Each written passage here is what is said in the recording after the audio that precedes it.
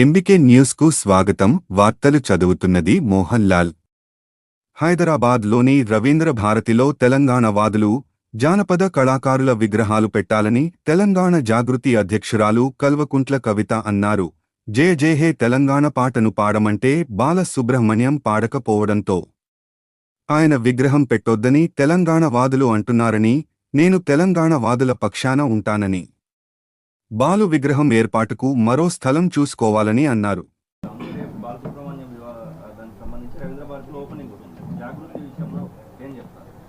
అంటే ఒక్కటండి, తెలంగాణ ఉద్యమంలో కలిసి రానటువంటి వారిని అనేక మందిని కూడా తెలంగాణ ప్రజలు వ్యతిరేకిస్తూ వచ్చినారు. బాలసుబ్రహ్మణ్యం గారి మీద ప్రత్యేకించి ఒక రూమర్ ఉన్నది, అది నిజమో కాదో మాకు తెలియదు. ఒక రూమర్ ఏంది అంటే, జయ జయ హే తెలంగాణ పాట పాడమంటే ఆయన పాడలేదు కాబట్టి మరి ఆయన విగ్రహం పెట్టొద్దు అని తెలంగాణ వాదులందరూ కూడా అంటున్నటువంటి సందర్భం. డెఫినెట్గా ఏదేమైనా నేను తెలంగాణ వాదుల పక్షానే ఉంటాను కాబట్టి బాలసుబ్రహ్మణ్యం గారు విగ్రహం పెట్టడానికి ఇంకేదైనా మంచి ప్లేస్ చూసుకొని తెలంగాణ కళాకారులకు సంబంధించినటువంటి విగ్రహాన్ని ఏదైనా రవీంద్ర భారతిలో పెడితే బాగుంటుంది. ఎందుకంటే రవీంద్ర భారతిలో అంతకుముందు తెలంగాణ కళాకారులకు చోటు లేదని ఆవేదన ఉండే.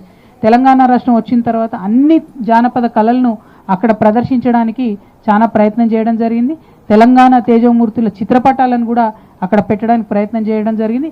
మరి అటువంటి చోటు సినిమా కళాకారుడైనటువంటి వారి బొమ్మ పెట్టడం అనేది సూట్ కాదని చెప్పి నేను పర్సనల్గా అనుకుంటున్నా. సినిమా కళాకారులు పెట్టాలనుకుంటే ప్రసాద్ స్టూడియోస్ ఉన్నాయి, ప్రసాద్ చాలా ఉన్నాయి, ఇంకా చోట్లు లేవని కాదు, పెట్టొద్దని నేను అంటలేను. కానీ రవీంద్ర భారతి మాత్రం ఖచ్చితంగా తెలంగాణ వాదులకు, తెలంగాణ జానపద కళాకారులకు ఉండాలనేటటువంటిది నా